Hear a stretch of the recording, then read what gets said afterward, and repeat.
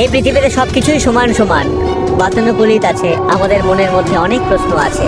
ভূত প্রেত অর্থাৎ পিশাচের ব্যাপারে বেদের মধ্যে বেশ কিছু ধরনের ভূত প্রেত এবং পিশাচের উল্লেখ করা আছে। মানুষ যখন জীবন শেষ করে মৃত্যুর কোলে ঢলে পড়ে তখন প্রমাণিত হয় যে সে পরলোকে চলে গেছে। আর যদি মনের মধ্যে কোনো অসম্পূর্ণ ইচ্ছা নিয়ে মরে তাহলে ও প্রেতাত্মায় পরিণত হয়। আর এদের মধ্যে অনেক সময় কিছু কিছু মানুষের আত্মা কখনো শরীরের অথবা কখনো রক্তের পিশাচ হয়ে থাকে। যে পিশাচ রক্ত এবং মাংস খায় তাকে রক্ত পিশাচ বলা হয়ে থাকে। আরো বেশ কয়েক ধরনের পিশাচ হয়ে থাকে যে কেউ তাদের সামনে যখন আসে আর ওদের শিকারের হাত থেকে বেঁচে যায় তাহলে সেটা তাদের সৌভাগ্য। এই ঘটনাটি ২৬ বছর বয়সে রিমার সাথে ঘটেছিল। রিমা পড়ার কারণে ৪ বছর পরিবারকে ছেড়ে দূরে ছিল, কিন্তু এখন ওর গ্র্যাজুয়েশন সম্পূর্ণ হয়ে গেছিল আর সে তার নিজের বাড়ি সিমলা ফিরে আসছিল। বহু বছর ধরে সে বাড়ি, পরিবার এবং মা বাবার থেকে দূরে থাকার জন্য সে তাদের খুব করে মনে করত। এখন তার সেই দূরত্বটা এবং সে তার নিজের শহরে ফিরে আসছিল। ও ফোনে তার বন্ধু নীরুর সাথে কথা বলায় এতটাই মগ্ন ছিল যে ওর সময়ের কোনো জ্ঞানই ছিল না এবং তখন রাত 11:30 বেজে গেছিল। আরে রিমা, অনেক দেরি হয়ে গেল, তুই একটা কাজ কর, আজ ওখানেই থেকে যা, কাল নিজের বাড়ি চলে যাস। আরে না বাবা নীরু, আমার আবার কিসের ভয়, বিন্দাস পৌঁছে তোকে কল করব। আর বাবাকে সারপ্রাইজ দেব। কত দিন হয়ে গেল বাড়ির লুচি তরকারি খেয়েছি। তুই একটা কাজ কর না, আমার বাড়িতে ফোন করে দে যে আমি আজ তোর সাথেই থাকবো। আর বাড়ি যাওয়ার পর বাবা মার মুখ দেখে খুব মজা হবে। কিন্তু এটা তো একদম ঠিক হবে, যদি তুই আজ এখানে থেকে যাস তাহলে কাল সারপ্রাইজ দিতে পারবো না আমরা ওদেরকে। আরে তুই তো খুবই ভীতু, রাত্রিবেলা বাসে যদি কোনো সুন্দর হিরোকে খুঁজে পাই তাহলে তো ফিল্ম স্টোরি হয়ে যাবে না। হিরো, প্রার্থনা কর ভূতের সাথে দেখা না হয়। আমি শুনেছি চকি গেট বাস স্টপ ভালো নয়, ক্রমশই লোকেরা ওখান থেকে গায়েব হয়ে যায়। দেখ নীরু, তুই আমাকে ভয় পাওয়ানোর চেষ্টা করছিস না তো? আমি কিন্তু খুব বাহাদুর, বুঝলি তো? হ্যাঁ হ্যাঁ, টিকটিকি দেখলেই লাফিয়ে উঠিস, আর তুই বাহাদুর। কিন্তু তুই বাসেই কেন যাচ্ছিস? ট্রেনে চলে যা না, তোর সেফটি থাকবে তাতে, আর আমার চিন্তাও হবে না।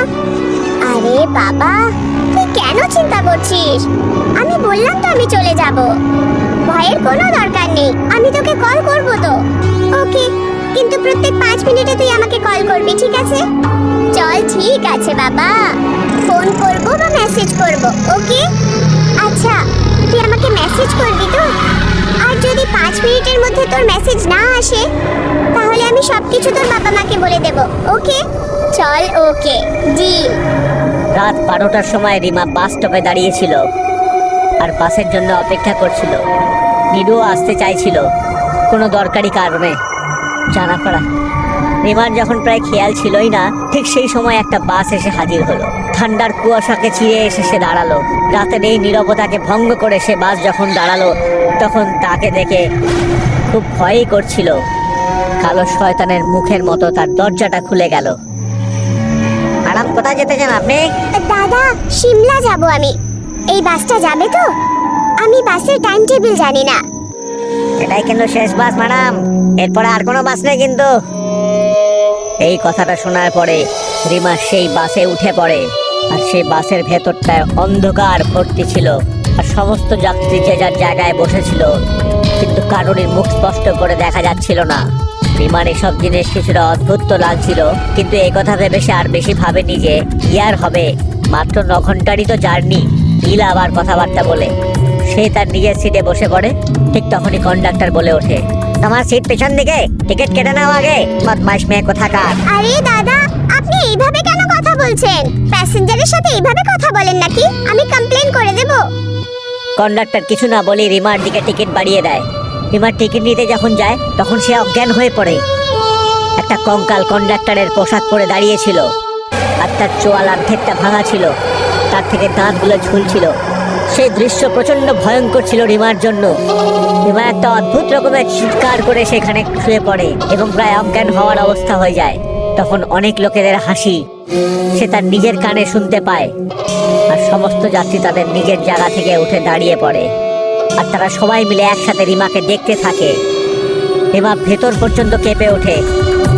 ও ওদের প্রত্যেকের চেহারা দেখে এটাই বোঝা যাচ্ছিল যে সেখানের প্রত্যেকটা লোক মৃত।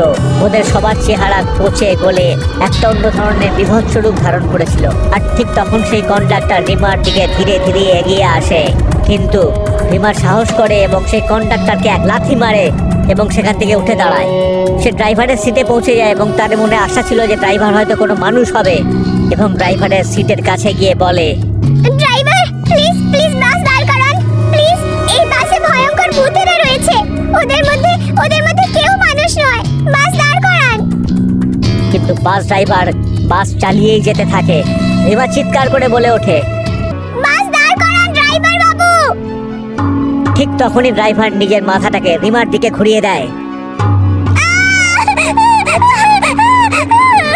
রিমা আবার চিৎকার করতে শুরু করে। রিমা দেখতে থাকে তার মাথা থেকে রক্ত এবং কপাল বয়ে থেকে রক্তের ঝর্ণা বয়ে যাচ্ছে, তার মাথার ঘিলু দেখা যাচ্ছিল। ড্রাইভার তখন এক শয়তানি হাসি হাসতে হাসতে বলে, এটা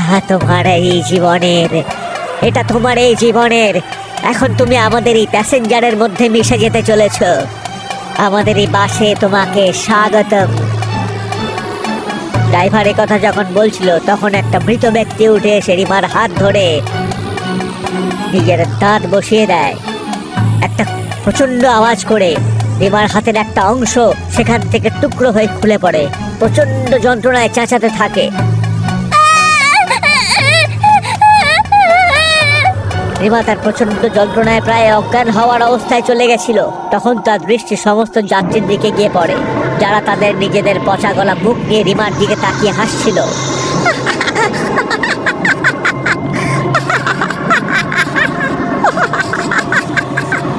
আর ওর দিকে এগিয়ে আসছিল যাতে রিমাকেও তারা তাদের নিজেদেরই একজন সদস্য বানিয়ে নেয়। ঠিক সেই সময় রিমার ব্যাগের মধ্যে মোবাইল বেজে ওঠে এবং সে বাইরের জানলার কাঁচ ভেঙে বাইরে চলে আসে। বাসটা একটা গভীর গর্তের দিকে এগোতে থাকে এবং বাসের মধ্যে আগুন লেগে যায়, কিন্তু সেই বাস দাঁড়ায়নি, বরঞ্চ জ্বলন্ত অবস্থায় খাদের মধ্যে পড়ে যায়। হাজার হাজার চিৎকার এবং কান্নার আওয়াজে সেই জায়গা মনে করো প্রায় গমগম হয়ে ওঠে। প্রায় 10 মিনিট পরে সেখানে মৃত্যুর ছায়া নেমে আসে। কিন্তু রিমার কাছে ফোন ছিল না, কারণ তার পার্স সে গাড়িতেই ফেলে এসেছিল। রিমা সেখানে জ্ঞান হারিয়ে প্রায় পড়তে শুরু করে। তখনই সে একটা গাড়ি আসার আওয়াজ শোনে। সে দেখে তখন যে নীরু তার দিকে দৌড়ে এগিয়ে আসছে। পরদিন সকালে, তোকে বলেছিলাম না সোনা, ওকে একা একা পাঠাস না। তোমরা আজকালকার মেয়েরা কথা শোনো না কেন? কিন্তু আন্টি ওই জেদ করেছিল, আমি তো বারণ করছিলাম। দাঁড়াও, ওর জ্ঞান ফিরছে। আমি কোথায়?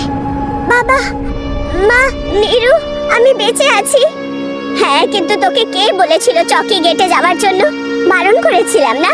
যদি এই মেয়েটা না হতো তাহলে তুই বেঁচে থাকতিস না এখন। নীলু, তুই আমার বন্ধুই না, বোনের চেয়েও বড় তুই। আজ তোর কারণেই। আর ওই বাস, আমি ওখান দিয়ে যাচ্ছিলাম আর চিৎকার করার আওয়াজ এলো। তখন আমি দৌড়ে গেলাম ওখানে। তখন আমি বুঝতে পারলাম, কিন্তু ওই বাসটা কি ছিল আর কেন ছিল এরকম বাস? রিমা, তুই যেই বাসের কথা বলছিস ওটা মৃত্যুর যানবাহন নামে পরিচিত, যেখানে ড্রাইভার সমেত সমস্ত প্যাসেঞ্জাররা ভূত। 20 বছর আগে একটা বাস সিমলার জন্য রওনা দিয়েছিল, কিন্তু ওখানে পৌঁছায়নি কখনো। রাস্তাতেই ওই বাসটা পাহাড়ের নিচে পড়ে যায়। আধ ঘন্টা পর্যন্ত ওই লোকেরা জীবিত ছিল আর সহায়তার জন্য কাঁদছিল, চিৎকার করছিল, কিন্তু উদ্ধারকারীদের ওখানে পৌঁছতে দেরি হয়ে গেল। আর সেই কারণে সব যাত্রীরা মারা গেল। আর নেতারা এই কথাটাকে চেপে দিল। আমি সেই কথাগুলো এই জন্য জানি কারণ আমি ওদের মধ্যেই একজন যাত্রীর মেয়ে। আমার মা ওই বাসে ছিলেন আর উনি শেষ পর্যন্ত বেঁচে ছিলেন, মৃত্যুর সঙ্গে লড়ছিলেন। রিমা, সেই বাসটা প্রত্যেক রাত্রিবেলা চলে আর নিজের সিট ভরার চেষ্টা করে। যেই দিন সমস্ত সিট ভরে যাবে সেই দিন এই সবকিছু শেষ হয়ে যাবে।